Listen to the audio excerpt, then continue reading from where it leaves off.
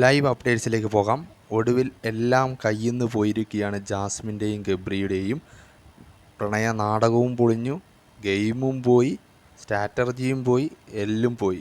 കയ്യിൽ നിന്ന് എല്ലും പോയി. ഇപ്പം വീടിൻ്റെ എല്ലാ മൂലയിലും നടന്ന് ന്യായീകരിച്ചു കൊണ്ടിരിക്കുകയാണ്.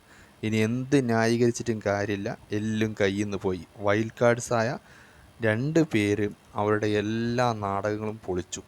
സംഭവം ഗബ്രിക്ക് ജാസ്മിനെ ഇഷ്ടമാണ്, ജാസ്മിന് ഗബ്രിയെ ഇഷ്ടമാണ്. അത് അവർ തന്നെ ഇപ്പം തുറന്നു പറഞ്ഞു ലൈവിൽ. പക്ഷേ അവർ പറയുന്ന ന്യായീകരണം എന്താ അറിയോ? ഞങ്ങൾക്ക് അങ്ങോട്ടും ഇങ്ങോട്ടും ഇഷ്ടമുണ്ട്, പക്ഷെ ഞങ്ങളത് തുറന്നു പറഞ്ഞിട്ടില്ലല്ലോ. തുറന്നു പറയാത്തടത്തോളം കാലം അതെങ്ങനെയാണ് പ്രണയമാവുക? പിന്നെ ഞങ്ങളത് തുറന്നു പറയാത്തത് എന്താണെന്നറിയോ? അത് പ്രാക്ടിക്കലായി നടക്കില്ല എന്നറിയുന്നതുകൊണ്ട്, അതായത് കല്യാണം കഴിക്കാൻ സാധിക്കില്ല എന്നറിയുന്നതുകൊണ്ട്. പക്ഷേ ഞങ്ങൾ തമ്മിൽ ഉള്ളിൽ ഇഷ്ടത്തിലാണ്, പക്ഷെ അത് സ്നേഹമാണ്, പ്രണയമല്ല.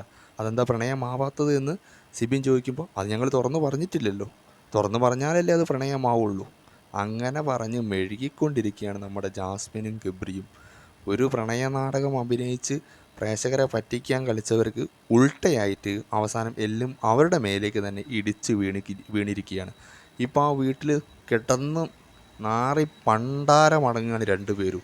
എന്നിട്ട് അത് ന്യായീകരിക്കാൻ വേണ്ടി കഷ്ടപ്പെട്ട് ഈ വീടിൻ്റെ എല്ലാ മൂലയിലും തെണ്ടി നടക്കുക. ഒന്നും ഇനി ചെയ്തിട്ട് കാര്യമില്ല. കയ്യിൽ നിന്ന് ഗെയിമും പോയി, എല്ലാം പോയി. എല്ലാം എല്ലാവരും അറിയുകയും ചെയ്തു. ആകെ നാറി പണ്ടാരാവുകയും ചെയ്തു.